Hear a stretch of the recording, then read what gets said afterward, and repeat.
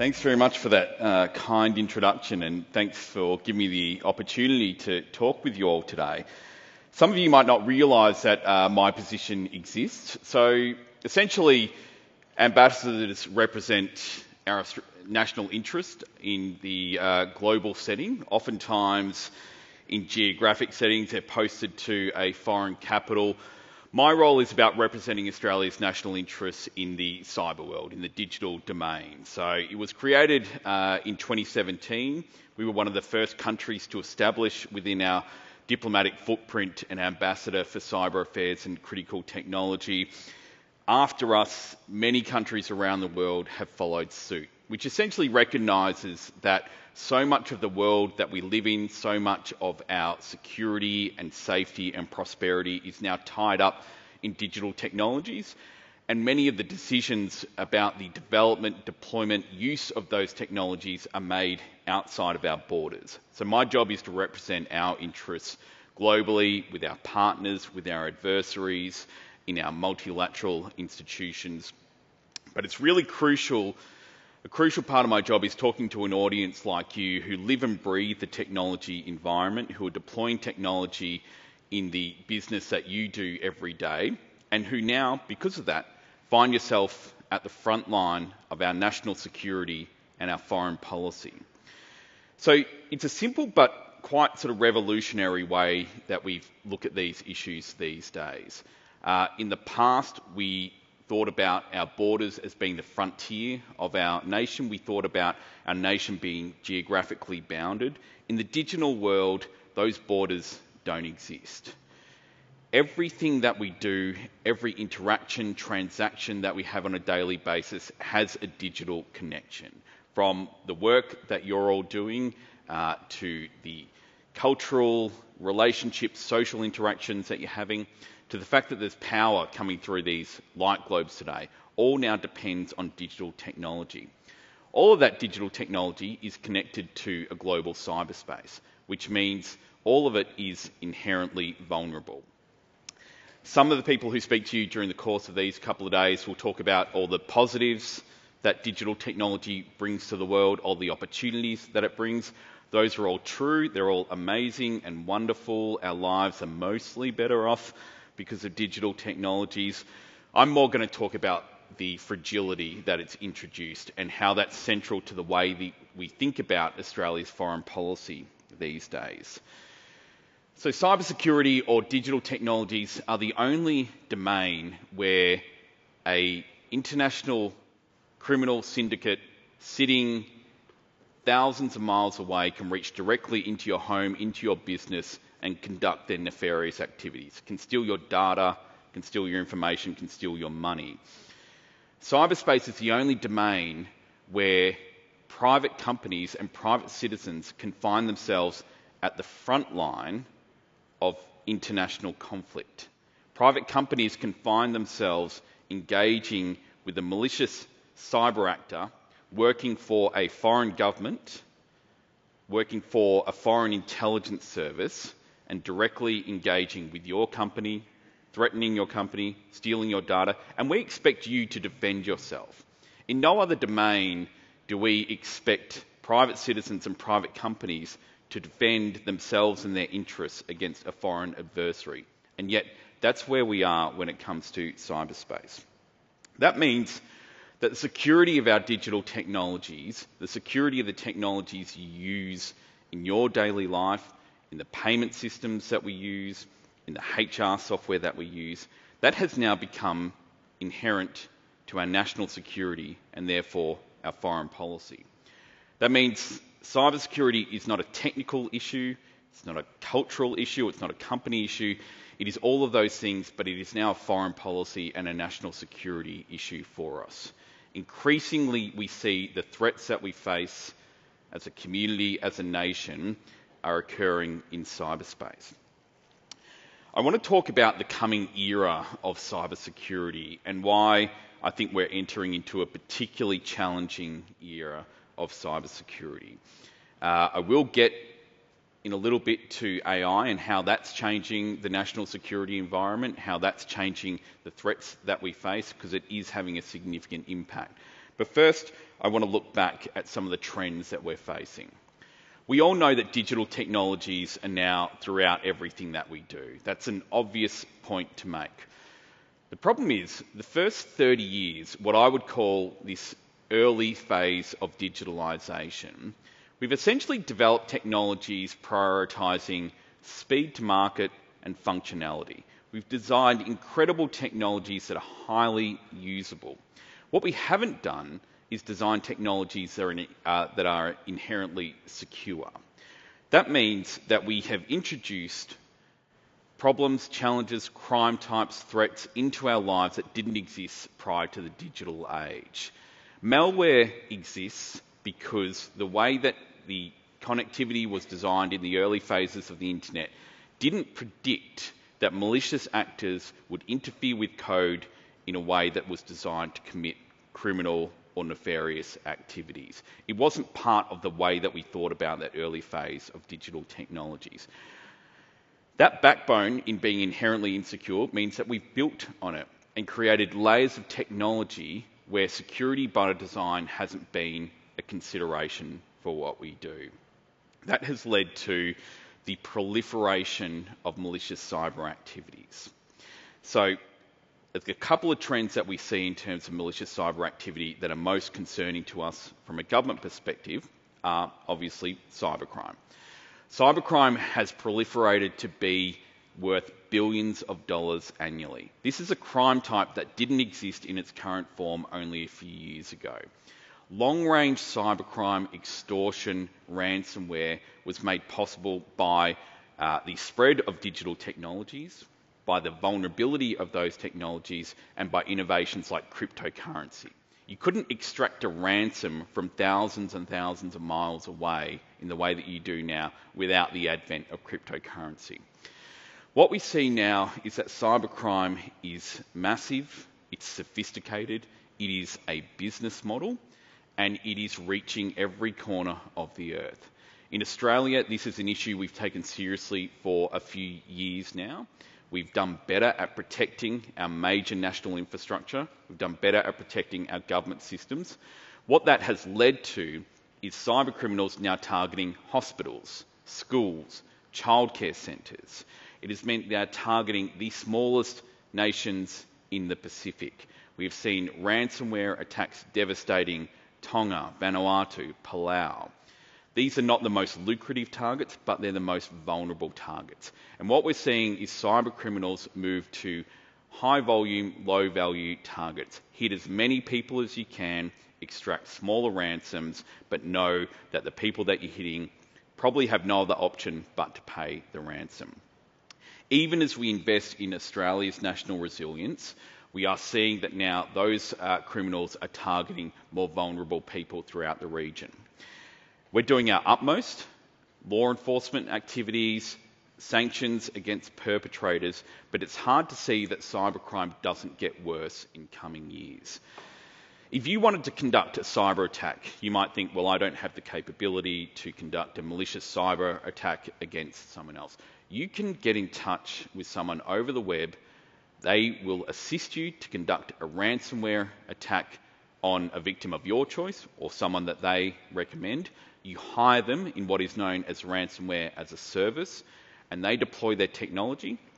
They connect you with someone who will sell the data that you have stolen, and they will conduct the whole operation on your behalf. They'll take 20% of the profit. Cybercrime is now being democratised and industrialised to be available to a broader range of actors to target the most vulnerable. We're also now seeing that sophisticated cyber tools that were once the domain of nation states are now more freely available. Spyware to spy on dissidents, human rights activists, journalists the world over are available to a broad range of states at a price. It is now no longer a small number of states that have access to this technology, and now non-state groups, cyber criminals, are also accessing the same technology. So as we are seeing the attack tools put in the hands of a much broader range of players. Perhaps more worryingly for our national security, we are now seeing nation states increasingly willing to use cyber as a means of coercion, as a means of interference, as a means of attack against another state. That means future conflicts are playing out in the cyber domain as well as in traditional kinetic warfare. The most obvious example is the Russian invasion of Ukraine. When Russia launched missiles at Ukraine, when forces crossed those borders, there were cyber attacks launched against Ukraine's national infrastructure. But the more interesting example that I want to go back to is also relating to Russia and Ukraine, but goes back to the 2017 NotPetya attack. This is something that some of you may have heard of.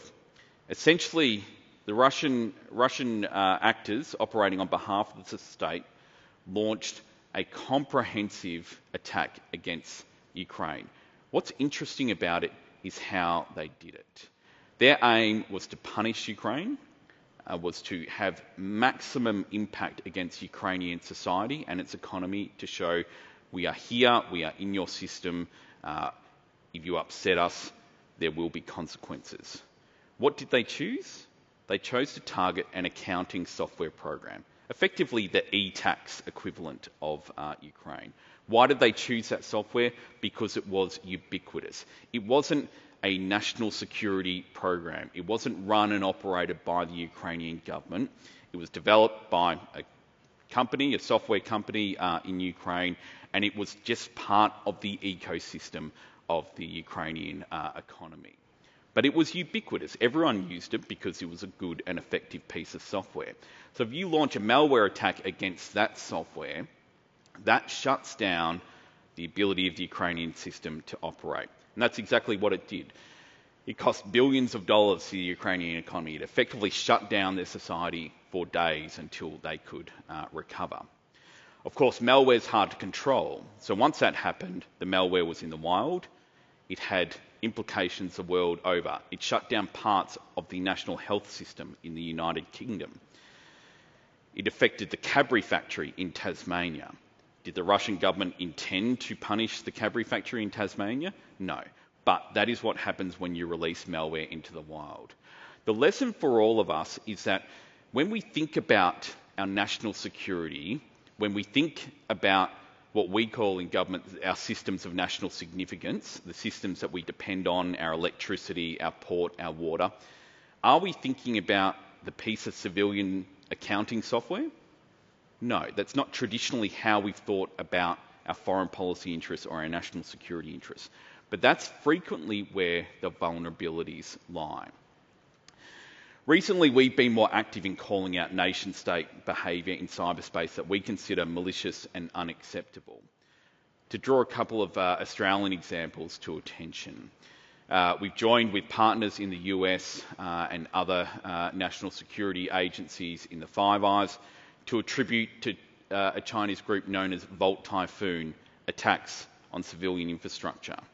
The reason why we called this out publicly was to say that we are observing what looks like pre-positioning by nation-state actors on civilian infrastructure for the purposes of disrupting that infrastructure at a time of their choosing. And we're not talking about our missile defence system. We're not talking about our Air Force. We're talking about civilian infrastructure, water, communications, power. We've also recently drawn attention to a group known as APT-40, also operating out of China. APT stands for Advanced Persistent Threat Actor, and this is a terminology that's used in the cybersecurity community when a group is identified to give a way of applying a title to them that we all understand. APT-40 is ubiquitous in its targeting of entities, not just in Australia, but in the region. This is massive cyber intrusions for the purposes of data exfiltration, for the purpose of information gathering. What's APT-40's tradecraft? They target end-of-life small office, home office routers. We're talking about the routers that you have in your home today. Not to target those routers in particular because they want access to those routers, but to use those routers as computing power to launch further attacks. Why do they target end-of-life routers? Because the vulnerabilities are known. You could Google today the vulnerabilities in these routers.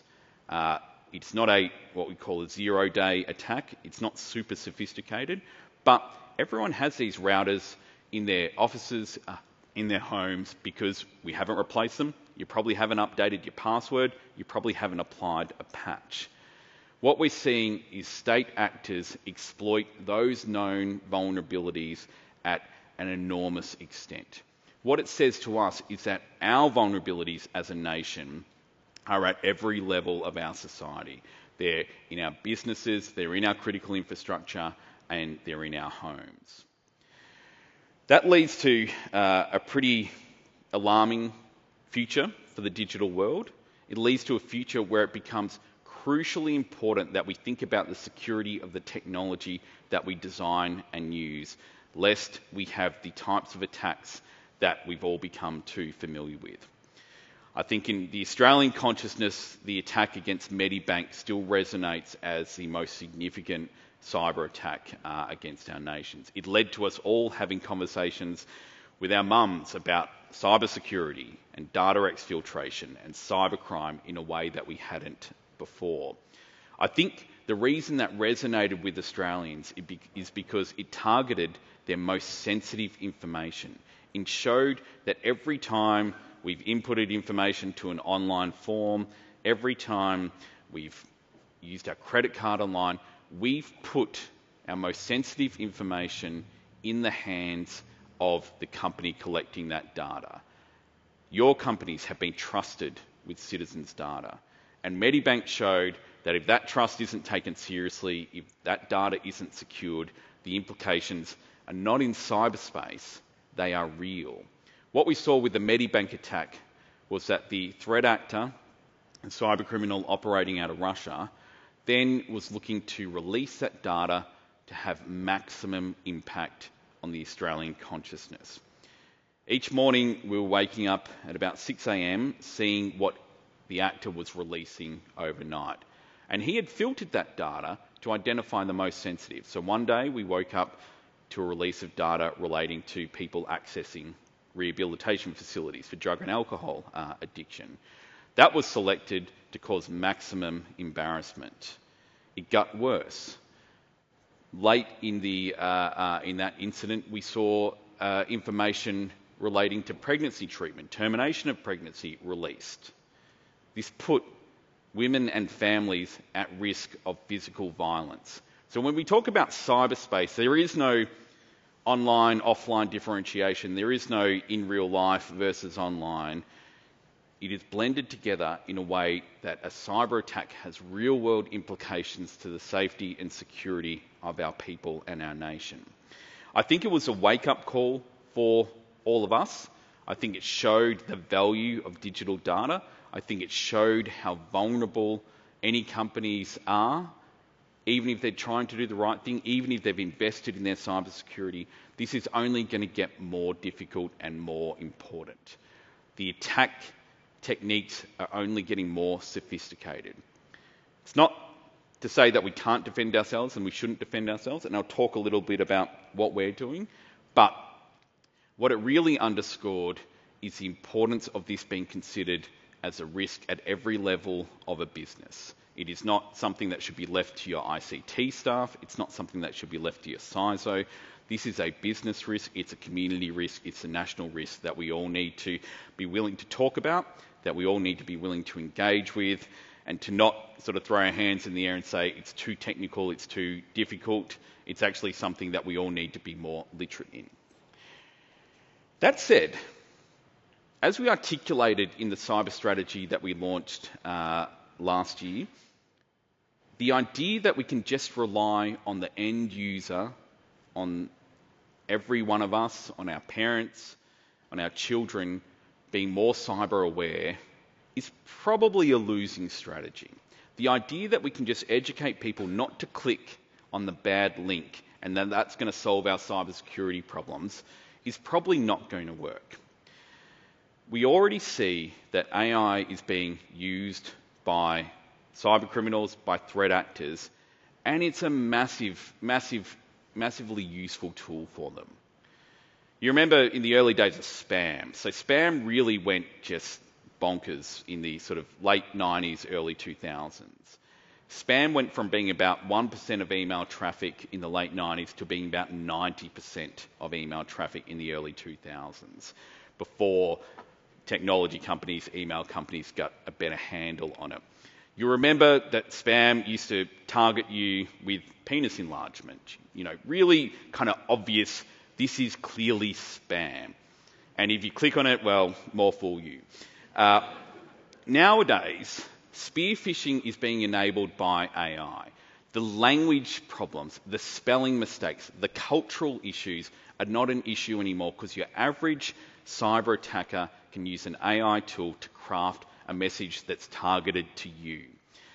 Write me a message targeting the CEO of an Australian company who's interested in X. And it will do a really good job of it. It will do a better job of it than if you were a non-English speaker operating out of a basement in St. Petersburg with no exposure to Australian culture. So the idea that we can rely on us all being cyber aware to not click on that link, to know when that malicious email comes in or that bad activity is observable, I think doesn't work. What we need to do is design technology that makes it easier to be more secure. An example of what we're trying to do here is in IoT security. IoT devices are Internet of Things devices. Anything you use in your office or in your home that connects to the internet. None of these have cybersecurity. They all come with default passwords, they're not automatically patched, and they are a point of vulnerability in all of our lives. Later this year, we'll join, hopefully, a small number of countries around the world who are saying all IoT devices have to have a basic level of cybersecurity, because we can't rely on people to update the password if they're not nudged to do it. We can't rely on people to apply a patch if they're not even sure what a patch is. We all delay the software upgrade on our phones because it's inconvenient. Those software upgrades, by the way, are the thing that's standing between you and a malicious attack, so don't delay them, just do the update. We need to take security further up the chain and make it the responsibility of those who are able to do something about it. In many cases, this is the people who are designing the technology. I think we've got a lot better in prioritising the security of our systems, but it was pretty interesting for those of you who paid attention to the attacks against Microsoft Cloud, Azure, last year. And the US Cybersecurity Review Board issued a scathing review to say that Microsoft had been so intent on developing its cloud offering that it had not prioritised security, leaving itself vulnerable to infiltration by Russian cyber attackers. Now, Microsoft really copped it in this report, but by no means were they the only company who had made the same decision to prioritise speed to market rather than security of their product. After that, the CEO of Microsoft sent out staff missives saying, security comes first. We will prioritise it in the design of all the technology that we use. That's a message, that's a decision that we need companies all over the world to make. Australia is trying to drive that behaviour through things like our IoT reforms later this year. We're also trying to drive the uplift of the security of our critical infrastructure through what's known as the SOCI reforms, Security of Critical Infrastructure, that we passed a few years ago. Now, this was seen often by industry when it was passed as an embuggerance, a cost on doing business, but increasingly we're seeing countries around the world say, if our critical infrastructure is vulnerable to a malicious cyber attack, then our whole nation is vulnerable. So we are expecting, requiring, pushing our critical infrastructure operators to drive up their cybersecurity, their awareness of the threats, and their ability to recover when those attacks happen. What I do in my job is spend a lot of time travelling around the region, talking to other countries in the region about their cybersecurity decisions. We live in a neighbourhood with highly varied degrees of development. If you look at Southeast Asia, you have Singapore, highly advanced, highly digitalised economy, and you have Laos, which is very early on the journey in terms of digitalising. It matters that those countries are more cyber secure. It matters that those countries are able to defend themselves against malicious cyber activity be it cyber criminals or be it nation-state actors. We do a lot of work in the Pacific, trying to build up the resilience of Pacific Island nations. It's tragic when we see the degree of fraud, extortion, scams, cybercrime that is happening in Pacific Island nations. Nations that are looking to adopt digital technologies as a way of giving their businesses access to global e-commerce, as a way of making their service delivery in government more efficient. Those nations are being targeted. So when that happens, it undermines their development, not just their security. So it's a priority for us to say Australia has long been a supporter of the development of Pacific Island nations, but now your digital security is core to your development. But we also need them to be resilient against nation-state attacks. Like it or not, we live in an era and a neighbourhood which is becoming increasingly contested. As the Foreign Minister has said, the Pacific is in a state of permanent competition. That is playing out in cyberspace, whether it's targeting of critical infrastructure or whether it's a theft of sensitive government information. We're seeing that play out in the Pacific, and so we're spending a lot of time trying to help build the resilience of those nations as well. We're also spending a lot of time trying to establish accepted norms for responsible behaviour in cyberspace. This relies on working through the multilateral system, it relies on working through the UN system, but we're making progress. Earlier this year, through the UN system, we helped to negotiate the world's first global cybercrime treaty. This treaty establishes a framework for global cooperation to say that when we are investigating a crime in Australia and we realise that the perpetrator is operating out of the Netherlands or somewhere else, that there is an established framework for countries to cooperate on sharing digital evidence and assisting each other to prosecute those crimes. Inbuilt in that convention, which is not yet signed, it will be next year, are protections to say if you are prosecuting someone for political speech or something that we don't consider to be a crime, then we will not assist you. Importantly, it also established the first global offences for the abuse of children online and for the non-consensual sharing of intimate images. Now, these are not areas that have been dealt with in international law before, but these are heinous crime types which are spreading at the rate of knots globally. So we're seeing the global community come together and say we need to do something to make global cyberspace safer for our people. In parallel, we're having a far more challenging effort to apply limitations on the use by nation states of malicious cyber tools. We've driven through the UN system a set of global norms to say that nation states should not use cyber tools to conduct attacks against civilian infrastructure that have the same effect as a kinetic attack. Kinetic meaning you're firing a missile or something like that. That is not an established area of international law. We do say international law applies in cyberspace as it does in the non-digital world, but we don't have established limitations in law on what is considered responsible state behaviour. That means when we see activities that we consider unacceptable, when we see states launch attacks against another nation's infrastructure or systems, we need to stand up and say that is unacceptable, but it is a really greenfields area of international law and politics. While that is the case, that creates a situation of deniability, of obfuscation, of question marks about where the boundaries lie. And when we have introduced digital technologies into every facet of our lives, where there is ambiguity about how nation states can attack those vulnerabilities, that's problematic for our national security. And this is real. This is not theoretical. I wish it was overly pessimistic, but we are entering into an era where we will see more cyber attacks against Australia.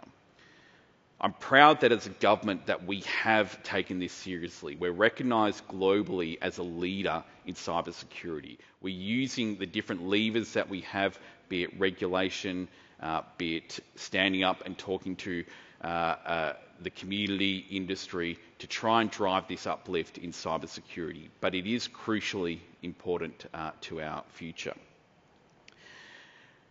There are reasons to be pessimistic, but the alternative is that we can be optimistic about the choices that we make, about the way that we use and design technology, about how seriously we take the expectation that we protect our people's, our customers' data, that we think about how we're building the technology that we use so that rather than being vulnerable, rather than leading to a loss of confidence in our people that they can engage safely in the digital world, that we can provide that assurance that actually know we're doing what we can to protect you.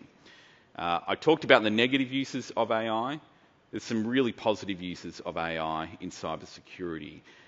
We are seeing that AI tools are being used to scan networks, detect anomalies. They're being used to crunch the data in terms of all the malicious activity that's being used. AI being used on the defensive side will be hugely impactful to our ability to defend all our systems. But it does take prioritising our investments. It does take prioritising the decisions we make as businesses, as computers, as consumers, in terms of the technology that we use. Really happy to take any questions, to have any points of contention or disagreement, but hopefully that's given you a sense of some of the global context around this work. Fantastic. Fascinating stuff, Brendan. Thank you. We have a couple of microphones in the room. Throw your hands in there if you'd like to ask any questions of Australia's Ambassador for Cybersecurity. I'm all right myself, because I'll tell you, just between you and I, my password is big boy 1 2 3 4 5 6, but the second B, the B in the boy, a big boy, is a capital. So they're not going to guess that. What do you want to ask there, mate? Hey, Brendan, I was reading the other day about Medibank, that they initially went down in public perception, but starting to come back up again to similar levels where they were before. Do you think that's an example of how they managed that cyber attack, or do you think that's an example of the public just getting aware that these cyber attacks are going to happen more and more, and actually not necessarily complacent, but just realising that no one's going to be immune from this over a period of time? Yeah, I think that's a really good question. I do think, and I was deeply involved in the response to the Medibank incident, I do think there was a lot to be learned from the way Medibank responded, in that they reached out to government very quickly. We had the AFP, the Australian Cyber Security Centre, working on the ground with their people very early on. We were engaged on what we saw the second and third order consequences of that incident. Just to give you an example, we were convening every day, sometimes multiple times a day, the National Coordination Mechanism, and we had hundreds of agencies across the country engage across state, local and federal levels, partly because we started as looking at it as a cybersecurity incident, but soon realised that actually doctors' studios were affected, people whose information about psychological treatment were affected, and there might be issues of self-harm. So we're engaging with the community sector very deeply. Medibank were in those calls from the get-go. So I think there was a lot to be said for their being as transparent as possible, them understanding that trust in their company, in their brand, was going to take a massive hit, as of course it would. On the flip side, we do see companies still kind of hoping that no one will notice. And in my experience, that's rarely works. Companies, and it almost feels, I'll simplify here a bit, but sometimes companies will say, don't worry, we think we're good, nothing to see here, we don't need to notify our customers. The next day, maybe we've got a problem. The next day, actually a massive problem, and lose the kind of public relations communications battle very quickly. Now, every incident is different, every company is different. What I would say is transparency is critical. When you think there's an issue, get in touch with the government, 1300 Cyber 1, which is the ACSC's number. I might have that slightly wrong, so Google it. Oh, the irony. That's right. Engage with government as soon as possible. The ACSC is available there. So I think it's more to do with their handling. I do, when I talk to my family, my friends, I do think there is a degree of complacency creeping in where all of us get so many notifications about the compromise of our data and information. We're like, oh, well, it's out there. What can you do, right? I think what we don't want to do is kind of let everyone off the hook to say, well, it's okay. And I think, generally speaking, most of us don't think that way, but it does get a bit sort of tiresome to constantly see this number of compromises.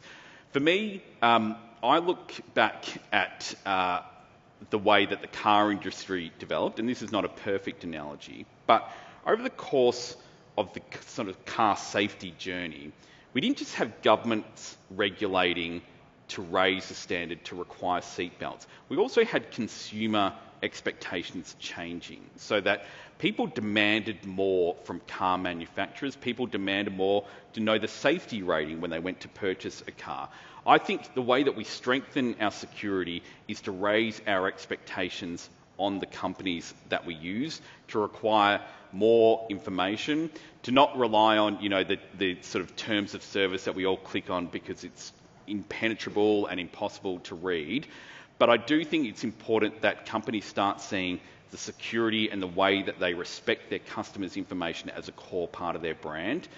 If there's an upside to the Medibank incident, which of course it was an absolutely heinous incident, it's that companies around Australia saw that and saw the damage and saw that this was their wake-up call, and I think has driven a greater sense of responsibility throughout corporate Australia. So, bit of both, I guess. Let me ask a quick follow-up on that before going to where the microphone is. What I found interesting about that string of high-profile breaches in about a 6-month period there was the first couple, the organisations that got breached said, oops, we've been breached, and then there was a lot of pushback, and then organisations started changing language to say, today we were the subject of a malicious, military-grade, highly targeted, incredibly sophisticated attack that we could not possibly have done anything to do, blah, blah, blah.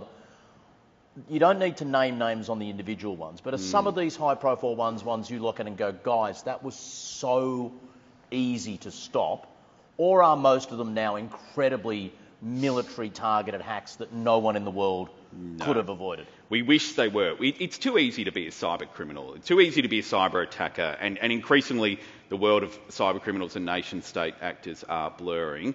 More than 90% of cyber attacks we estimate succeed because of known vulnerabilities and because of basic failures of cyber security. What I'm talking about is you haven't applied the patch. The easiest way to conduct a cyber attack is to look at, anyway, I won't name it a piece of software, to look at a piece of software, go on that company's website and see what patches that they have issued, then assume that most companies have not applied that patch, retro-engineer the advice, and there's your target. So the idea that we need, that there is definitely a world of sophisticated cyber actors out there. Most of them don't need to use their sophisticated tools because the basic vulnerability exploitation is succeeding.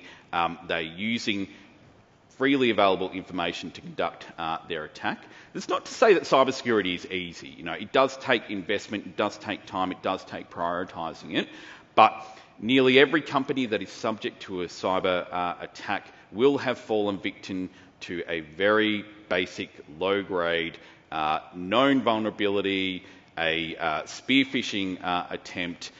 It would be success if we forced malicious cyber actors to use their more sophisticated capabilities and tools, because that would make it harder for them. By and large, they don't need to. Fantastic. Over there, question or comment. What have you got, Michael? Thank you. Microphone over there, yep. Thank you. Brendan, firstly, thank you for making the trip from Canberra to come and talk to us today. We really appreciate it. My question was going to be, could you please name that piece of software? I guess I won't. I have two questions if we have time, Adam. One is just, can you give the room a sense of what happens when you ring that number that we're going to confirm by way of Google? It's an interesting moment, right? If it's happened, someone's going to turn around and say, can you ring that phone number that Brendan just said we should ring? It just seems a very abstract moment. Yes. Yes. I imagine the whole team will have the speakerphone on and be leaning in, but can you give us a sense of what might happen then? So in Canberra, but also actually through their offices throughout the country, the Australian Cyber Security Centre has 24/7 people, the nation's finest nerds, are available on the end of that phone. And every situation is different, but they will talk to you, they'll try to understand the nature of the incident, and they'll try to determine in what way they can be helpful. Now, in some cases that might be, right, we can see what happens here, what's happened here, here's our advice to you.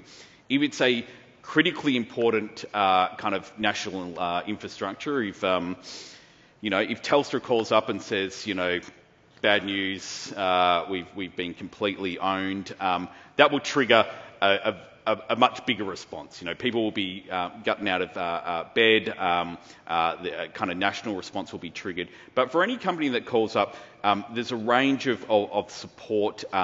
They have people who can talk you through incident response. They can have people assist in accessing resources to help you respond. But essentially this is what they do on a daily basis, is talk to Australian companies who are experiencing this.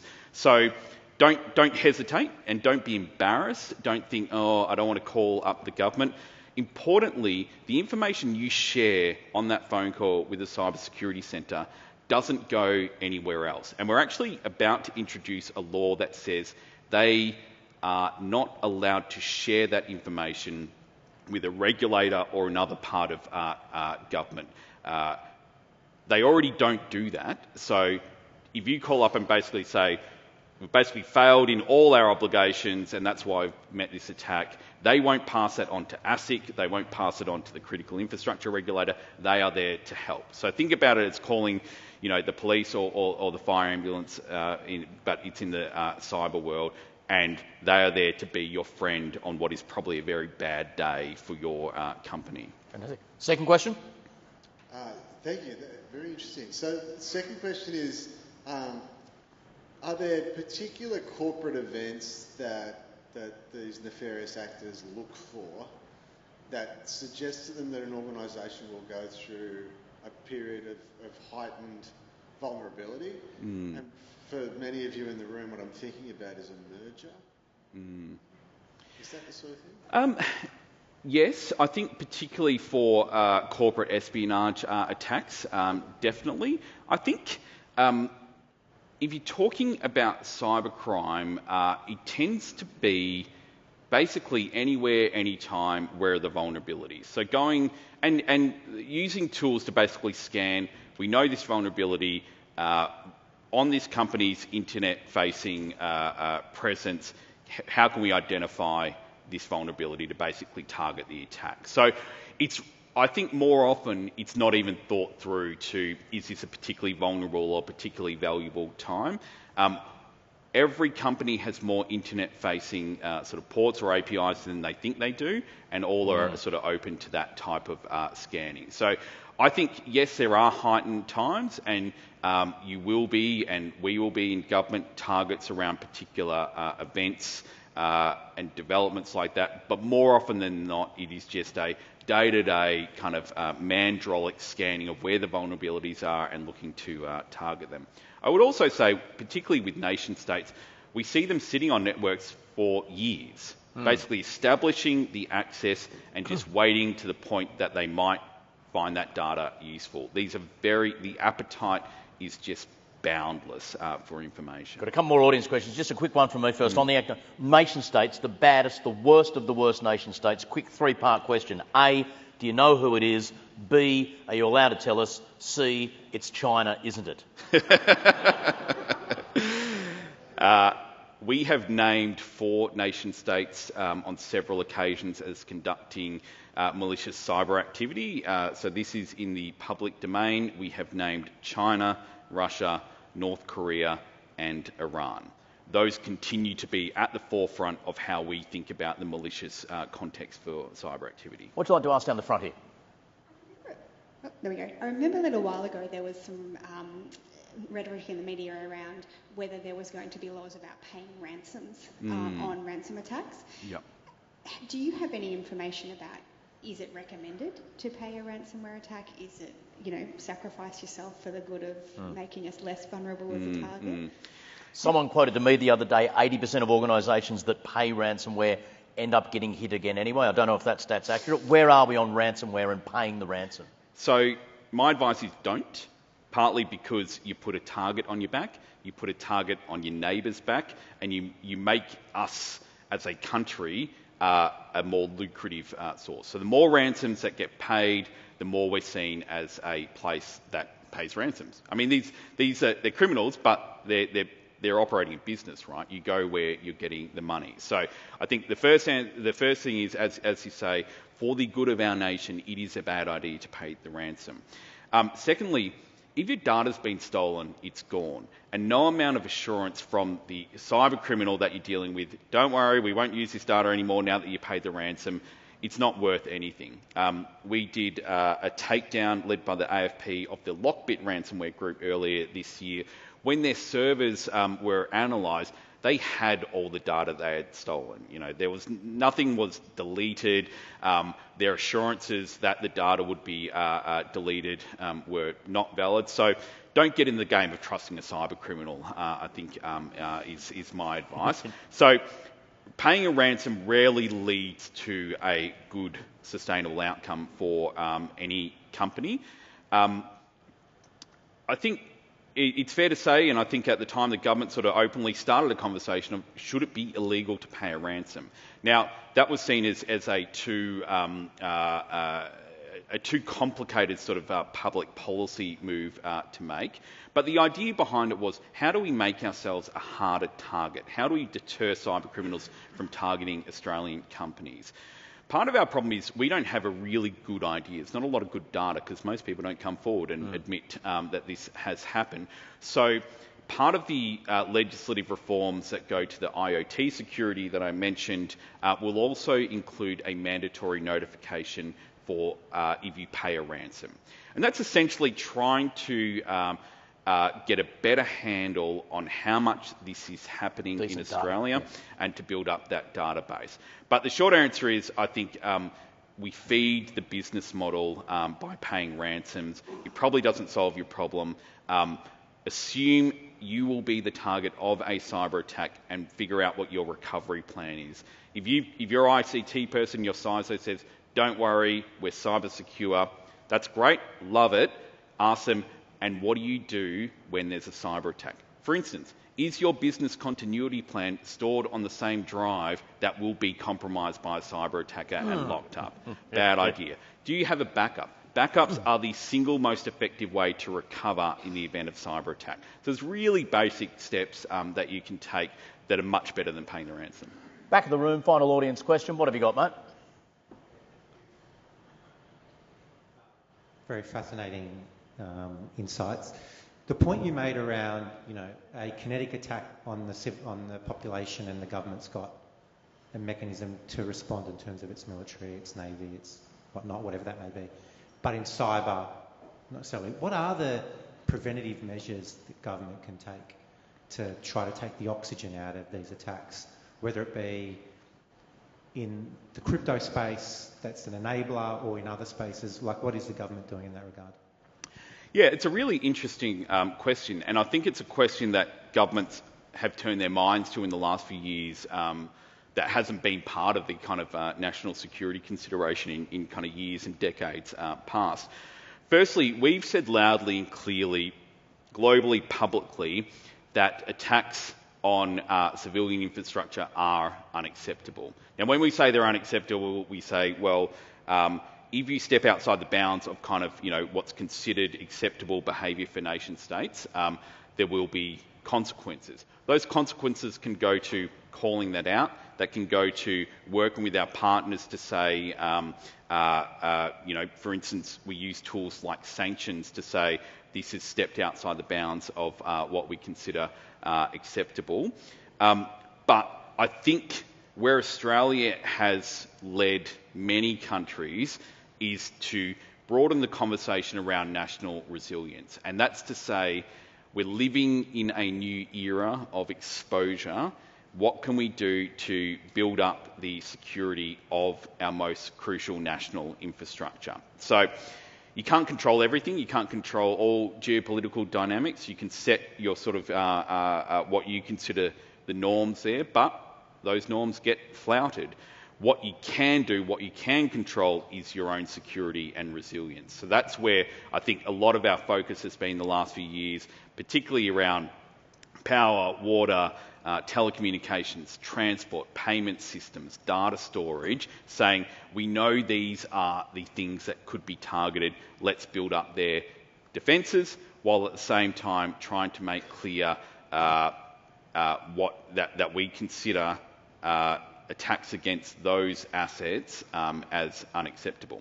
I have to know, just in wrapping it up, when you do take something down like the Lockbit crew, the moment you know you're in and you've busted it and you've got them and they're going down, is it for you? Do you get like a little, sort of, Law and Order SVU little moment inside you just going, bang, definitely. Sons of... And our federal police colleagues who lead that work, the sense of satisfaction they get is huge.